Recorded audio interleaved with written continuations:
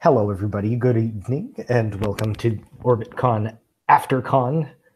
Benny and I wanted to talk about Steven Universe, and we didn't have anything official on the schedule, so we decided just to sort of do one post hoc with whoever happens to show up out of a few invitees, and we're just going to jam. Let's just talk.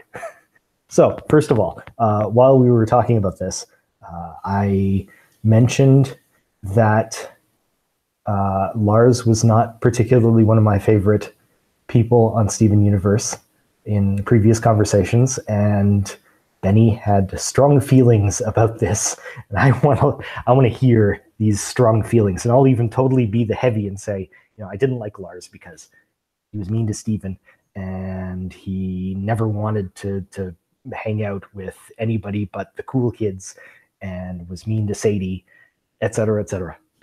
But yeah, so here's my defense of Lars. My defense of Lars is actually about sort of like what I see as being the core message of the show, which is that he was always a redeemable character, and we were shown that from the start. I feel like there are some characters where their redemption arc seems pretty non-obvious, like their weakness, their pain points are not really like super clear. So like we don't really know what the pain points are that motivate Yellow Diamond, for example, right? Like right.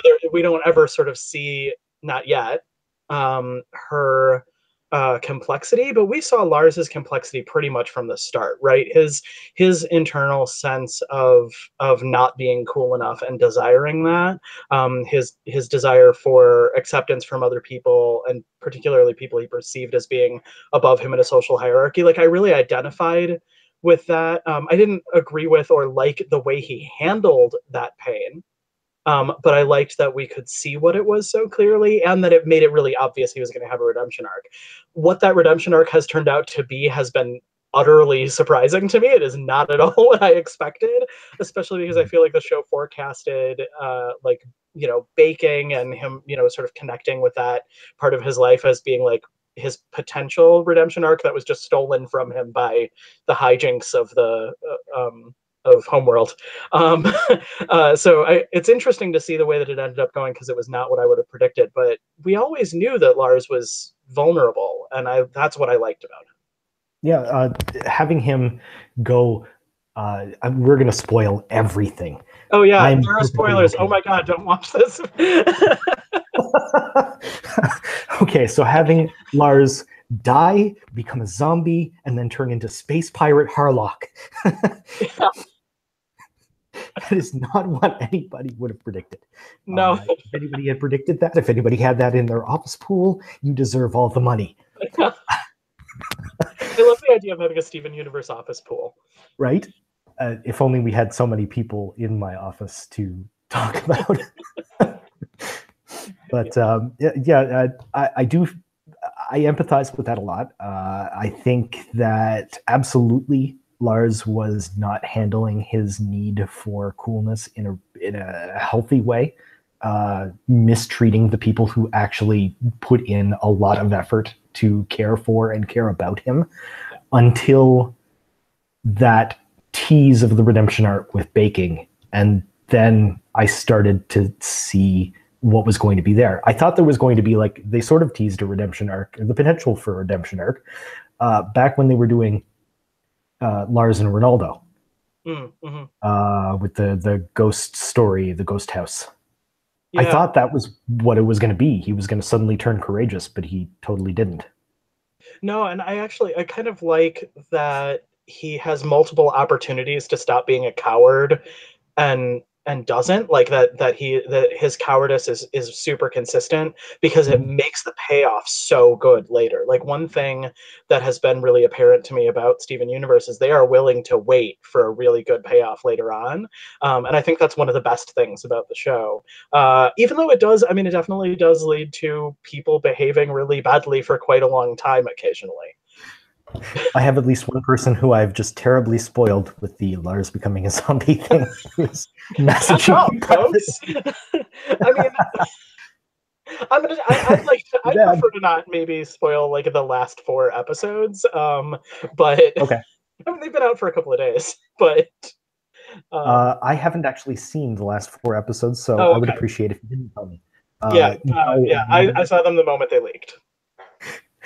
normally I'm all about spoilers. I love spoilers. I enjoy the episode more if I know what's coming and know what to watch for, and I can Right. synthesize in real time instead of having to go, "Oh my god," and then watch it again to figure it Yeah. out. Yeah, But yeah. I just I don't want to spoil it for everybody else. I personally really don't like being spoiled, especially in something like Steven Universe. But you know, there's various opinions on such things. Um, but yeah, so I guess that's my defense of Lars and the Lars arc. I really do hope that we get an opportunity for him and Sadie to resolve what they need to resolve. Like he needs to come back and be decent to her. yeah, Yeah, the hints that he's really not coping well with the fact that she has moved on without him, yeah, that needs to be resolved. That's a huge, yes, like, we got this gigantic reveal and this gigantic new piece of information about him, but they still give us something to chew on that needs to be fixed. right. Yeah, he's still not done. You know, Lars and Sadie were some of the very earliest characters that were created for this show. They go way back, quite a ways apparently in Rebecca Sugar's work. Mm-hmm. And I think that that's really apparent in the complexity of all of this. You know, I mean, they're very well fleshed out characters because they've existed in her imagination for a really long time, and I just love that. I mean, they're definitely they've always felt like really sort of real and well designed characters to me, with a really complex relationship with each other and really complex lives individually. Like I like that they each individually have their own stuff even without each other. And we're getting to explore that with Sadie and her music. Mm-hmm. And you know, I love being able to like explore that with her relationship with her mother. I do wish we got to see a little bit more of Lars's parents. Um, Yeah, we did see them briefly, didn't we? Yeah, we've seen a little bit of them, especially in when Steven accidentally occupies Lars's body for a day. We get to see some of his Right. parents, and I mean, they seem like really loving people. You know, I mean, his trauma doesn't seem to come from them necessarily. I But wonder if it's uh, like part self-inflicted, part ongoing introversion on Lars's part. He yeah, really wants to belong, but he can't find a way to do it himself, and so he has to try to put on some sort of script. hmm Yeah. yeah, and I actually really like the way the cool kids are with him. Like his interpretation is that they don't think he's cool, but actually, I mean, they've been more willing, I think, than real human beings would be to you know, to sort of try to include him and try to bring him along, because they are actually, like, I love the calling them the cool kids, because they're both cool in the sense that they're perceived as sort of socially in the community, but also that they're pretty chill people. Mhm. Like they're actually cool, decent people most of the time, but also complex because it's Steven Universe characters, and like Buck has to be a total jerk for an entire episode and stuff like that. But And sour cream is just like, yeah, I can groove to that, to yeah, whatever right, is going on. yeah, yes, yeah. Speaking of chill characters, Sour Cream is extremely chill. Nope.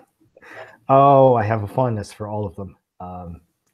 Yeah, Not only just because they actually tried to include Lars. I mean, they tried to include Steven, and he's an 8-year-old.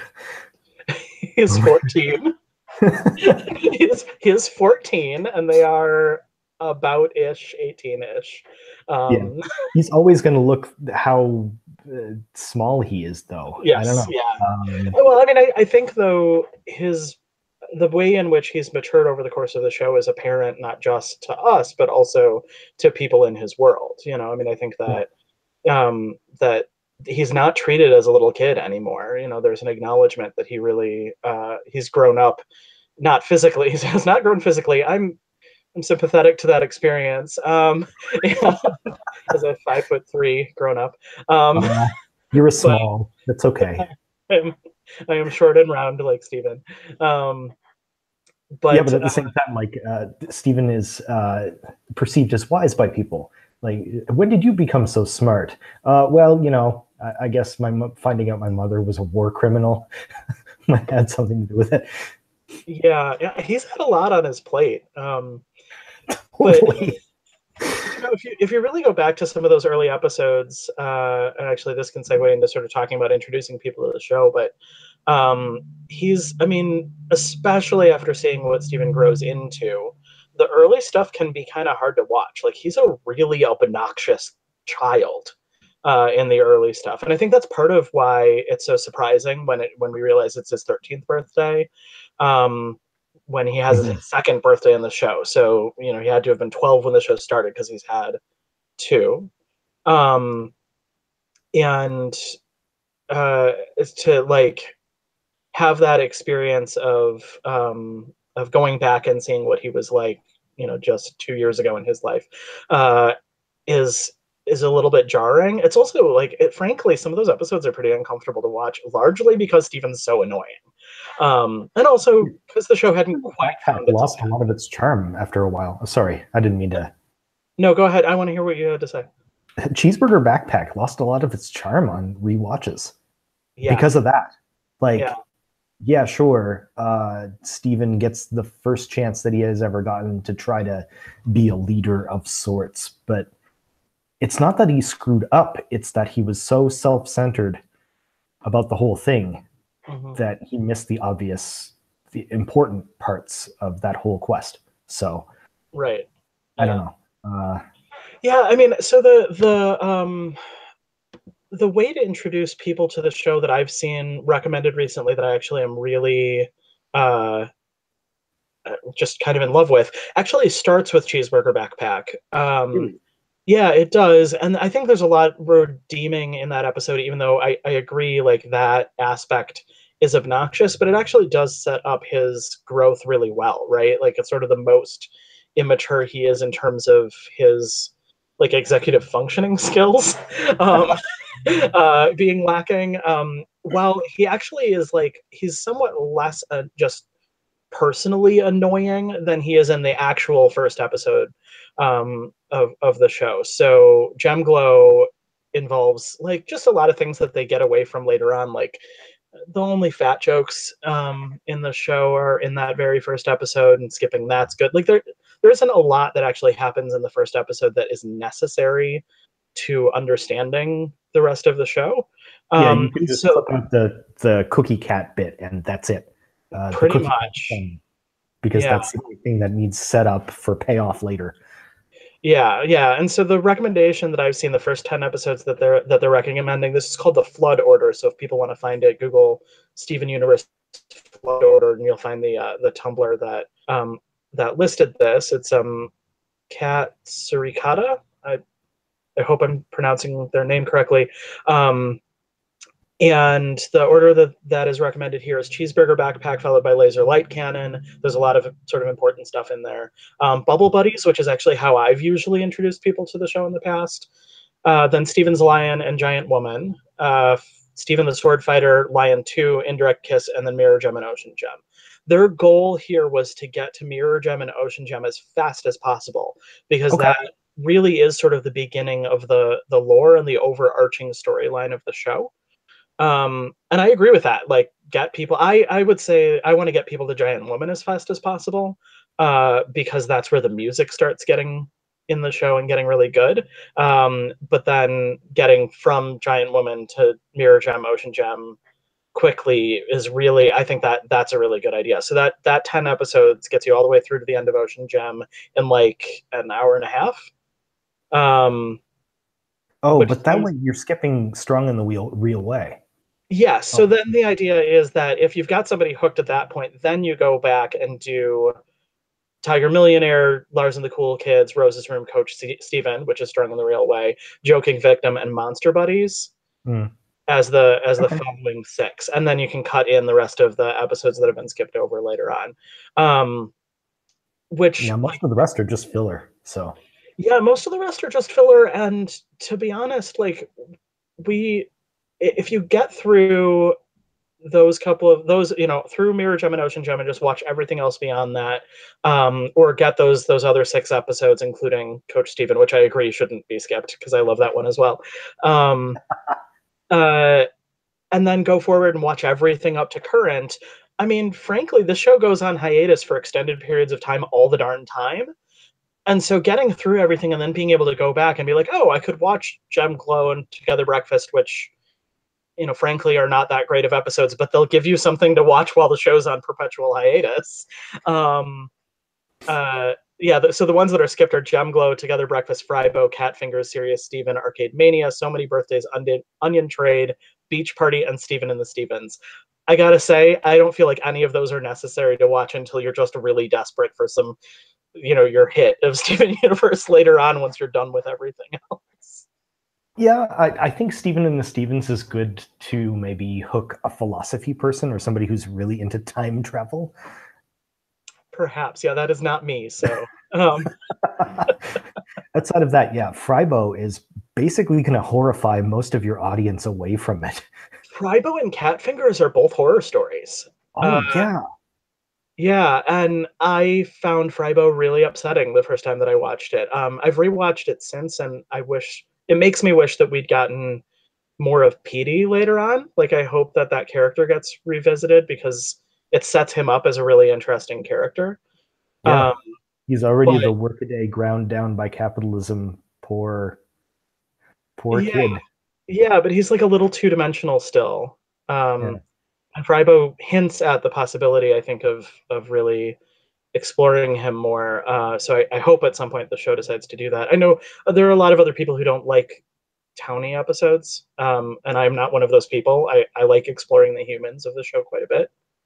But yeah, Frybo and Cat Fingers, and to some degree a little bit Together Breakfast, they're really kind of horrific. And I don't want my breakfast attacking me, so yeah. Yeah. I think they're good to revisit later on, but they're just not essential to the storyline. And I really want to get people, to like really looking at the things that I find interesting, the science fiction part of this show, because I think that's what really hooks people in and that's what makes me want to keep, getting more episodes all the time. Yeah, Mirror Gem and Ocean Gem are definitely where it accelerates in that respect, and they are. Yeah. Even though I was already in love with it because it was like cotton candy for me, once it hit Mirror Gem and Ocean Gem, it was like the depth underneath this story started to be exposed for real to a point where I had to know more. Yeah, absolutely. So let's see. What else do we want to talk about? Do we want to talk about Peridot's redemption arc? Yeah, I love Peridot. Peridot's tell me what you think. I just love Peridot. I thought that she was my precious green Dorito, even when she was marching around with her limb extenders on the ship when she's basically first introduced. Well, I suppose she was introduced before that, but when she's on the ship in Jailbreak and marching around saying, "Oh, I thought this was going to be a fun," just everything about her. She was just this little curmudgeon who cared more about the tech than about what was actually happening. And having her learn that everything that's actually happening is more than just the tech that's going on felt like me. Yeah. Yeah. That's interesting. I can't really define it. I can't really expand on that more than that, but I just love the idea of somebody who's so enthralled with technology for its own sake, learning that it has impact on the world around you. Yeah, I mean, I think it is an interesting exploration of the ways in which engineers sometimes need to, gain a better understanding of the ways in which their tech is actually used by normal humans. Not grafting their iPads on their arms. Right. I read Peridot as autistic. And some of those same aspects, but then also just the way in which she sort of wants to or needs to be taught social rules in a sort of, like specific kind of way, and then actually repeats that stuff back. She learns very well how to utilize those lessons, She which says, makes well, thanks to everything. I right, love right, which is why, yeah, the wow thanks line, like the versatility that she is able to find in that tool, right? She's given wow thanks as a tool by Steven, and then finds all of these really nuanced ways of utilizing that tool. Yeah. That really reads to me as like this beautiful creativity that can come out of that kind of social learning. And I love just the creation of a character that has some sort of autistic traits, but is actually like treated in a non-stereotypic way. That's part of what's really appealing, and sort of makes me identify with her. Yeah, like her biggest concern when she realizes that she's just completely gone off the rails and called out her diamond, her biggest concern is, where am I going to put the star? This is a thing I can control, so I'm going to focus on that. Yeah. Yeah. Yeah. Although she hasn't, though, has she? No, not yet. At least Right. not, not Because she's so far. hard to poof. Yeah. Right. She needs to, like, yeah. She could probably redo that if she poofed, but she's super resilient and Yep. doesn't poof easily. I can only imagine if she poofed again, she would probably give herself longer limbs. Possibly, yeah. I mean, if she can. There do seem to be some limitations to how much control they have after their form when they come back. Because I'm not sure how much size is a thing. Yeah, well, it seems like maybe, Amethyst would be big if she could be. yeah, right? She was like undercooked, and therefore that's why she's small. Right. Yeah. So I would suspect that Peridot also probably can't make herself substantially larger. Reasons there seems to be some inherent sort of size limitation that people have, that gems have. Yeah. Gems are people too. Well, yeah, but I mean, there's also some limitations of humans, but that isn't what I meant. Don't poof the humans. That doesn't end well. No. God, the fear of that coming up during the bismuth thing, with the point break, not point break, break point. Yeah. And it came up what would happen if it was used on Steven. Yeah. I mean, really, like, I feel like that's an overarching anxiety of the entire show, right? Like, what happens to Steven if something serious, I mean, if he's poofed, does he die? We don't know. I don't know that we'll ever know. That doesn't seem like the kind of thing that they would tell us at any point. Unless it turns out that he comes back as Steven. Have we seen him bleed? No, he got a black eye. Yeah, jailbreak. Yeah, he got a black eye during jailbreak. Yeah, and he got cut. He got cut by that rock hitting him in the head in the first time that we see Garnet and Amethyst fuse. In Coach Steven, he gets like a little cut on his head when that rock hits him, and then to make a really big deal about it. So yeah, I mean, he can be injured, but it seems to take a lot. I mean, he gets hit by a fairly decent sized rock and has a minor injury. He's like bouncing off of stuff all the damn time. So yeah, well, and now he's substantially stronger and immune to falling because he can float. I mean, he's got all of these abilities that he didn't have early on. I mean, with the exception of his astral projection, basically everything that he's got is defensive. Yes, yeah, because he's an empath. I mean, his ultimate gift is not any of those particular things, but his empathy. Right. Yeah, and I love that they call that out when he learns how to float, where he finally goes, "Oh, it's based on my emotions, of course." Like that he realizes the fact that it took him so long to figure that out is ridiculous. I thought that moment was super delightful. Yeah, the of course moment is it's adorable because everybody here is like, I mean, you're all up at your feels 100% of the time. Yeah, yeah, yeah. Ooh, hello. We have somebody joining us. I was invited. Yeah, It's on my Alan. icon. Yes, you are super invited and welcome. I don't know if you've caught the conversation we've been having so far, but I have, yes. But something seems to be going on with my display here. yeah, it You see says XSplit broadcaster. Backwards. Well, It's we can forward. hear you just fine, so that's the Okay. important part. Yeah. So I don't know if you have anything to add to that because we'd kind of gotten off the rails a little bit, but There were no rails. Come on. well, actually, I have a question that I'd love to hear both of your viewpoints on. So we are adults who are big fans of a show that is not intended for us. And that's been a problem with some other kids shows. Mhm. And it's been a problem in the Steven You can Universe. say My Little Pony. It's okay. Yeah, no, I mean, yeah, My Little Pony, yes, but and primarily, and I am somebody who really loved that show until Steven Universe completely supplanted it in my heart. That's a big mood. Yeah, it's hard to go back. But I guess I want to talk a little bit about how we can ethically behave as fans of a kids show, and sort of some things to avoid.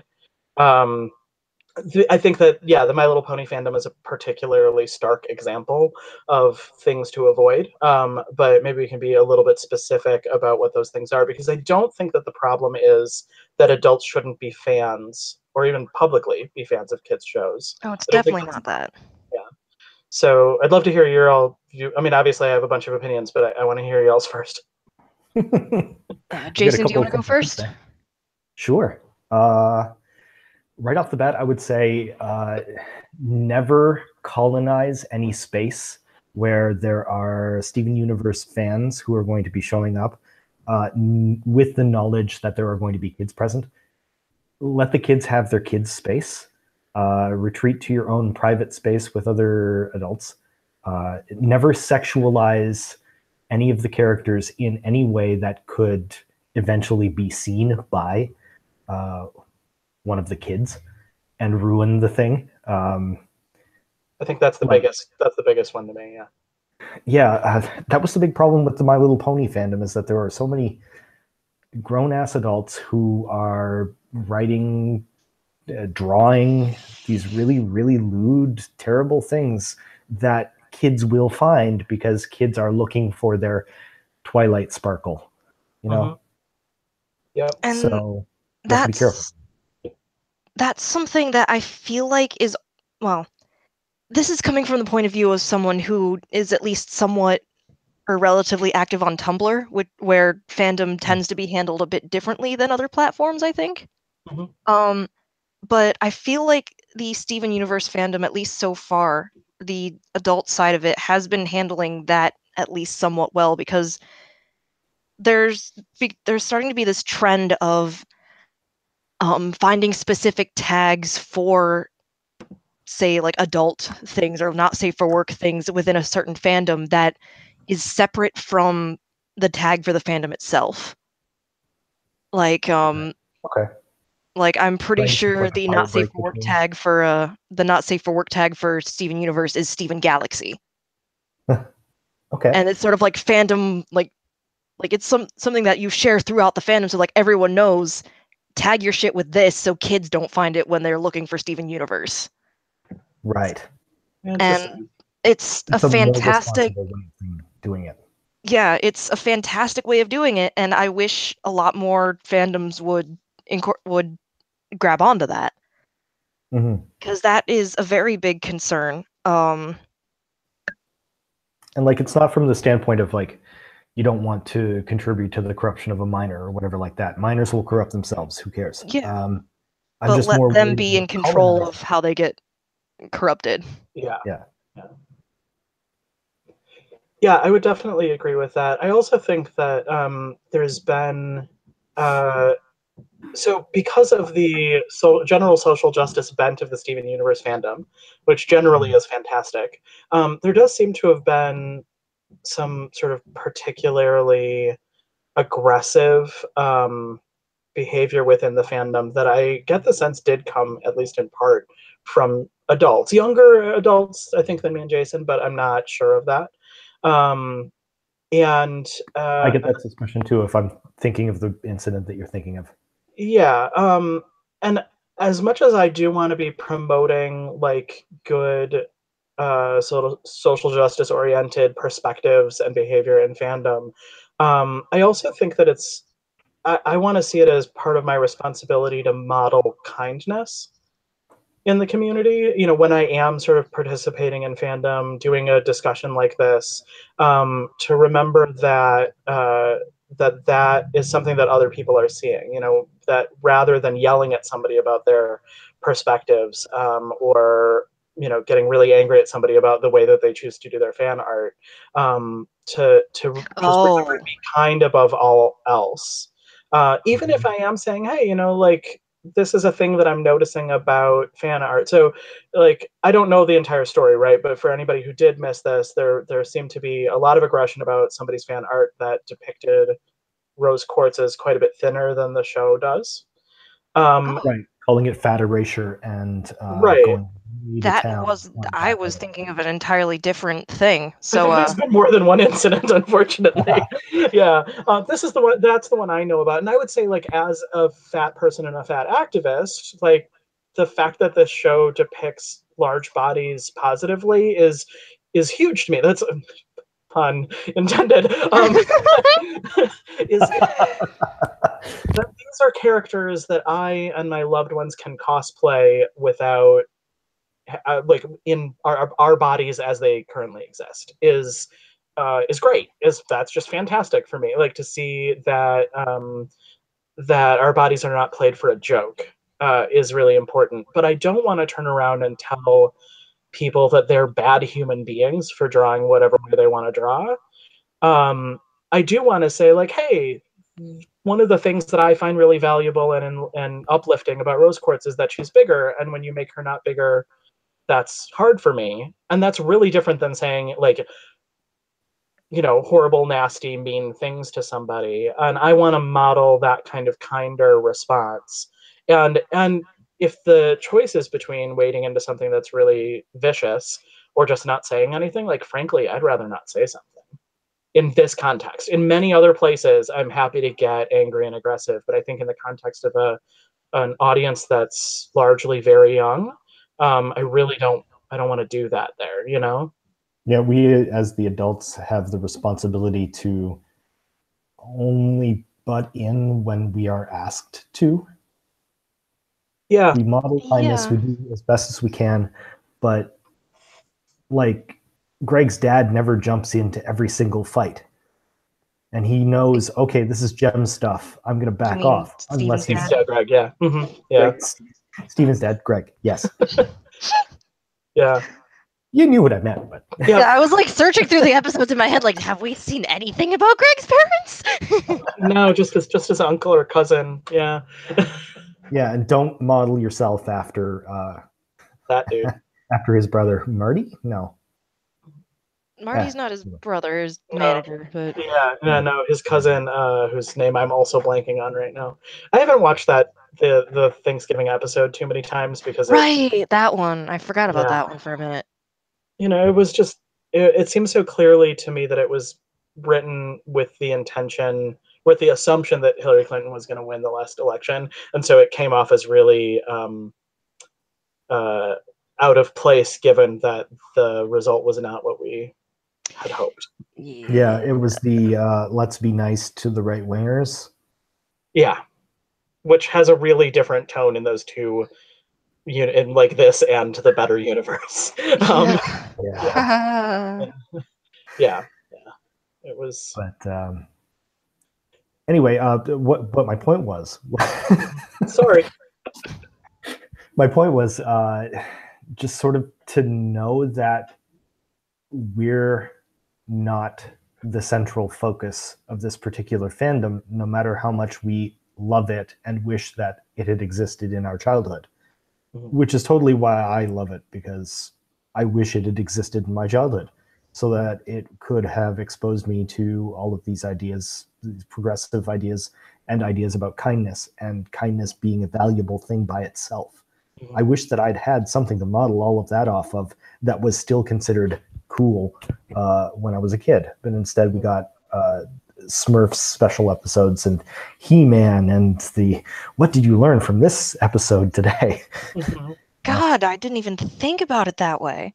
Like, Yeah, we didn't have anything that remotely resembled Steven Universe when I was growing up. Nothing like this. hell, we didn't even have anything like that when I was growing up. Yeah. I Yeah. won't venture to ask you how old you are. I'm 21. Oh dear. Yeah. I'm 39. Yeah. That's a So, little weird. well, yeah, I mean, Generation there is a big generation gap, but we're now in the sort of the golden age of, I mean, we've been in the platinum age of television for a while, but I think we're in the golden age of cartoons in a particularly kind of amazing way. We really are. Yeah. And I agree. This is exactly the stuff that I wish we'd had when I was a kid. Although I'm having the wonderful opportunity of getting to see the kids in my life experience this. So I'm helping raise a kid who's a 10-year-old, and like worked really hard to expose him to the show. My boyfriend, his father, does not particularly like Steven Universe. He doesn't have a soul, apparently. I don't even understand. But You're a heretic. you know, yeah, he's the only one in our large poly family who is not a fan. Like nobody's quite as diehard as me, but everybody else loves the show, including the 10-year-old. And being able to like know that Pickle is seeing uh, a show that has all of this like depth and kindness and like nuance and these sort of explorations of deeper characters, but also like lots and lots of women characters, and a non-binary character, that he's seeing that in his media is really is great for me. But also I was a counselor at a camp for trans kids this past summer, and I'm going to be going back again this coming summer for a couple of sessions, and those kids all watch this show. It is a big deal to those kids. What's a No, queer that's a haven? giant thing. Yeah, That's a fantastic thing. Just being able to see Stevani, yeah. literally the only NB who both has breasts and stubble, who is Stevani considered made me cry. attractive to everybody. Stevani's fantastic. Finding out Yeah. officially that Stevani like uses they them pronouns and is that level of queer made me cry. Yeah, Yeah. Because like, you don't see that. yeah. No, Stevani is literally the first completely NB that you see on TV. Like Instead of like even Star Trek, I the guess. examples that other people have shown, like the Binars on Star Trek. Yeah. They're generally played by small women Yeah, who are usually cis women. yeah. I think you're right. I feel like I'm gonna think of like 3 weird sci-fi examples, but certainly in a show intended for children. Yeah, like That's huge. Yeah, it's really huge. That these kids that well, and also that these kids that I was working with have queer relationships within this show to see as well, because their sexual orientations are like all over the map amongst the teenagers, and like maybe unknown or not even yet considered in the younger kids. But to just have that this is like a totally normal, common, cool thing in their media repertoire, and the fact that there are like characters who are canon, like canon lesbian characters and canon bi characters, and that there's like unknown and nebulousness and not necessarily having to name everything kind of characters, is totally amazing, and that they're just seeing that and just having that be just a part of the world they're growing up in was really, really cool, and definitely something that some of the older kids, I was mostly working with 14 and 15-year-olds, that they acknowledge. I mean, they'd say like, I love this show and this is why, and other things too. I mean, talking about lots of different media. There was Spider-Man had just come out, and so my guys were all going on about how Spider-Man is a trans boy, extensively. Yes. And I hadn't watched the movie yet, so of course I came straight home and watched it. And I was like, okay, yeah, I totally see that. And this also explains the uproar over the photoshopping out of Peter's crotch. Never mind that he's supposed to be a 15-year-old. Like, that also plays into the, is he a trans boy? He's definitely a trans boy. Okay.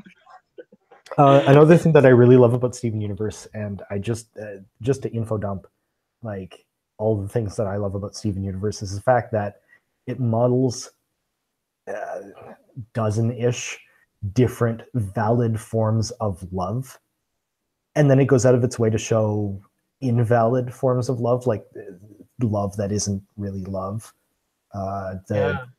I'm going to drag you down to the bottom of the ocean with me, and I'll keep you trapped there forever. Yeah, I was about to say, you can say Jasper. It's okay. Yeah, I don't want to mention any Jaspers. Hmm. Yeah, no. Yeah, I totally agree with you. Yeah, Lapis and Jasper do not make a good couple. No.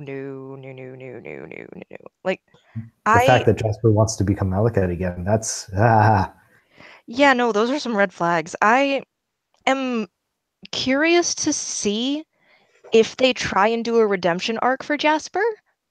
I doubt it at this point, but if they do, it'll be really interesting to see, because that's a lot of redeeming. Yeah, they'd have to uncorrupt her first. Yeah, there is that, but yeah. Yeah, Steven's working on it. I mean, he almost had Centipedal uncorrupted. Yes. Yeah. Oh man, that episode sucked feels. Yeah. Oh god, yeah. Yeah, that opened up so many new theories for me.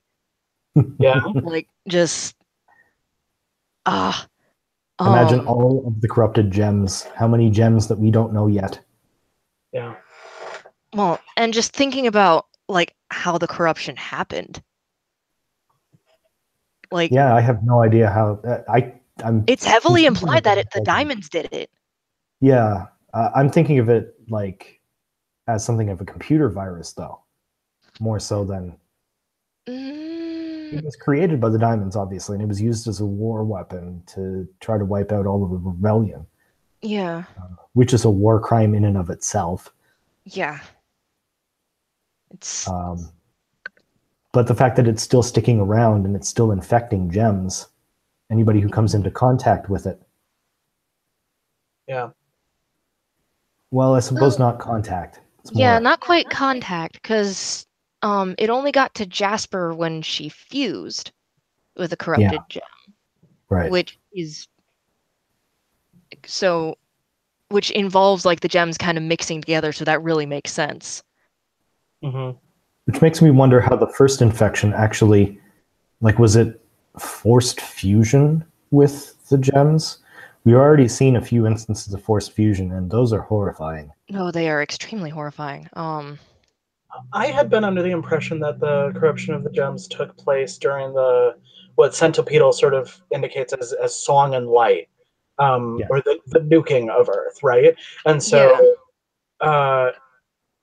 I've always thought of it as something more similar to like nuclear fallout, the effects of radiation in some sort of psychic way. Okay, that's interesting. Yeah, they're also made of hard light, the gems. Yeah, which is why they can poof. So possibly the light itself is the corruption source. Oh, that's an interesting theory. I mean, this is all magic, which means that language is probably difficult to. I mean, that's fair. Ultimately, it doesn't matter, and however it gets explained, we'll all go, "Oh, yeah, yeah, pretty much." Yeah. If I I hate to like go off topic, but what even is topic at this point? Yeah. But I've been sitting on wanting to say this for like the past 5 minutes. Just looping back to representation and things that we love. I cannot remember their name for the life of me, but in the recent episodes, Oh, I with haven't seen the last 4 that came out, by the way, the ones that were leaked. the But if you want to talk about them, go for it.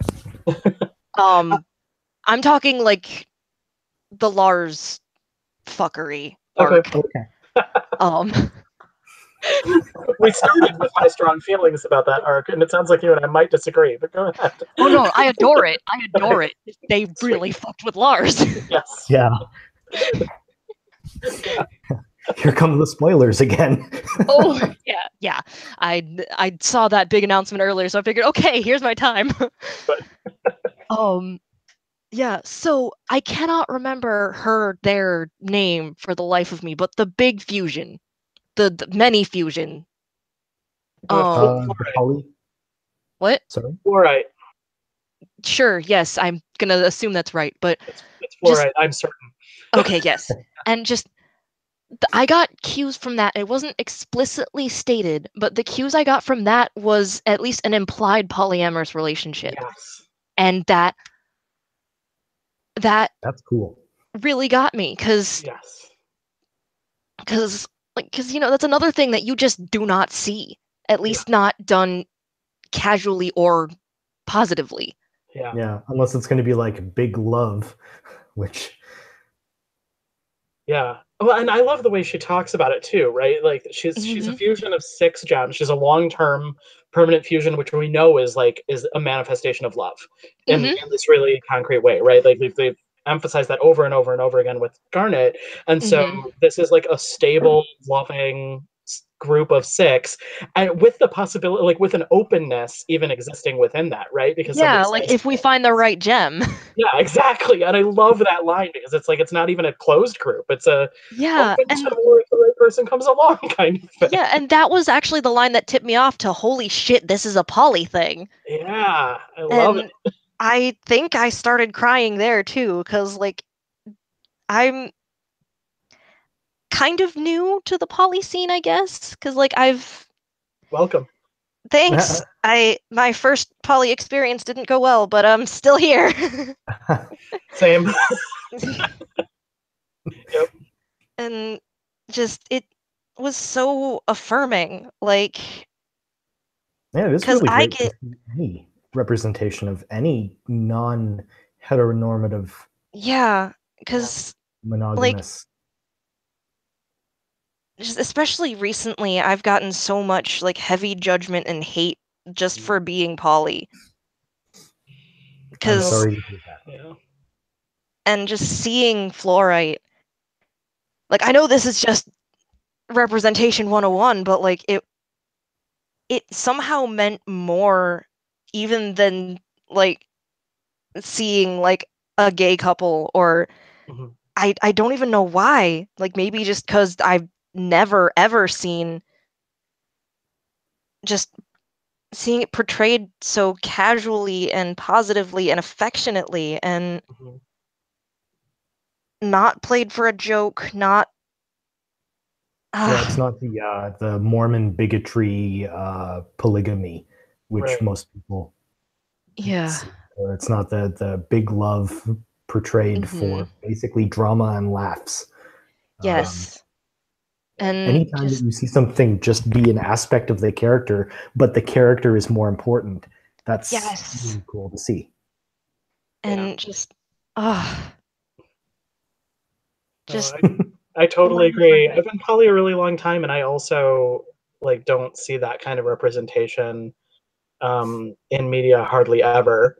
And in some ways, like we tend to talk about my friends and I tend to talk about the conflict between Pearl and Greg as being just like Pearl being really bad at poly. Like it seems likely, although I don't think we know this for sure, but it seems likely that Rose really did love both of them. Oh, definitely. Like I think like I actually interpret it as Rose was very much poly, but Pearl wasn't sure if she was comfortable with that. I think she was pretty sure she was not comfortable with that. Yeah. Yeah, Pearl, if anything, would be monogamous. I Yeah. would say. And that's a really important, like, because I feel like that's a So really that's another important thing bad that, love to model. well, Yeah, and but real. yeah, and also just I'm trying to figure out how to word this because how do I We'll give you time. Yeah. We don't have to end at any particular time because we just started this on a lark. This is So- fair. And like it I had this thought, I had this train of thought, and I had it all perfectly worded, and now it's just but I there was something related to how I see a lot of instances of people falling back on polyamory for unhealthy things, like specifically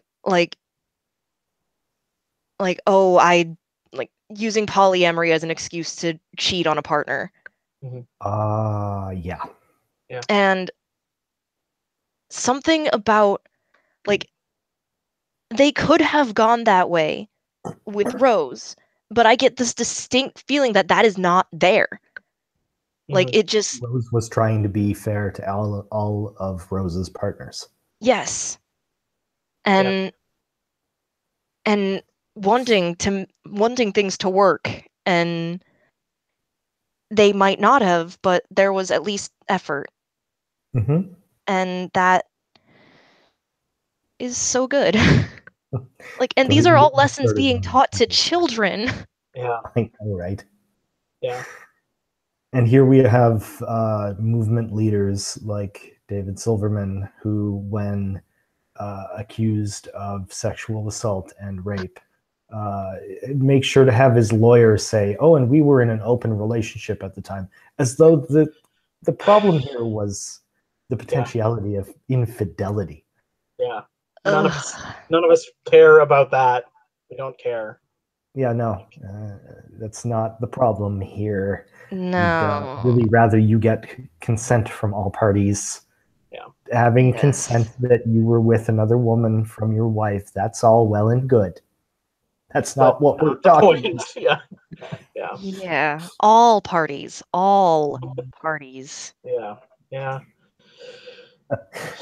Oh man.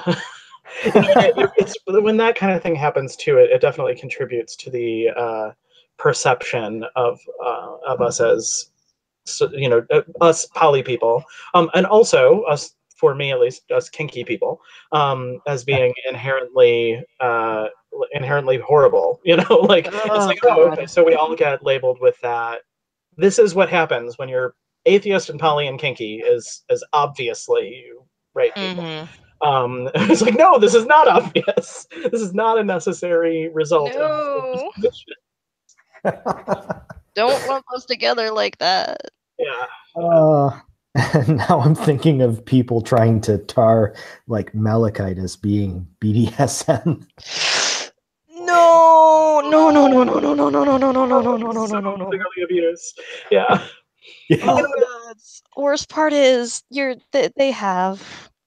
Yeah, I'm sure. Well, because there's things that we sort of see as the trappings of BDSM. People see sort of visual imagery that kinksters have taken from real horrible stuff, right? So like the actual use of like wrist bondage and chains. The reason why kinky people use that is because there is all of this sort of intense emotional history behind those kinds of imagery, and then that also gets used in a situation like the dreams that Stephen is having about Lapis while she's fused. And people link it, instead of linking it back to the original meaning of that kind of stuff, that this is an image of like of binding a person in a prison sense, or something like that. They go to the kink thing, and it's like, no, we're pulling this from the same place, but that same place is not originally kink. Right. There's not the overloaded torture there. Yeah. Well, and kinky people, It's no frankly, real have basically invented nothing, right? Like, what we do is we take ideas from everywhere else and then apply them in a particular way. Like, and frankly, very few things are fun if they're not, taken from something that has some other meaning in the culture. But then people sort of say, "Oh, well, that comes from kink." No, nothing's originally from kink. No. I'm gonna get called out by somebody about some exception to that, but yeah. Totally about the overloaded semiotics. I wish more people would understand that, the way that things have meaning is actually important to understanding how they work. Mm-hmm. Yes. Yeah. Like exactly what you're talking about, like the chains and manacles. They work not just because they bind, but because they already have all of those overloaded semiotics. Right. Yeah. If we didn't have a cultural understanding of what that means, it wouldn't have been effective in the art at all. Right. Yeah. Exactly. Wow, there's a lot of emergency vehicles driving around outside on our unplowed roads right now. Oh dear. Yeah, y'all got hit by a blizzard, and I'm down in Chicago. We're just gonna get some drizzle, I guess. It looks like we're gonna get a good chunk of rain tomorrow, but yeah, I'm over here in Northeast Ohio. Like, is anything even happening out there? Northeast Ohio, yeah. You're probably getting a slight cool front. Yeah. Dump all the mess in Minnesota. And Buffalo, apparently. Oh and yeah, Buffalo. Yeah. They get that lake effect. Yeah. Yep. It's true. Well, we seem to have wandered way off subject. Like way off subject. Oh no. And it is 10 p.m. So I will not object to y'all continuing, but I am gonna go for the night. I think I'm actually gonna shut it down too, unfortunately. We'll all get back to chatting about Steven Universe again sometime soon when it's not quite so late in the evening. Meanwhile, I'm over here. It's 11 p.m. for me, and I'm still raring. Yeah. I'm still going out tonight. Like, I'm not going to bed. Oh, jeez. Look me. All right. Y'all have a good night. Good night, Take guys. Care. Lovely talking to you both, as always. It was fantastic. All right. Good night. How do we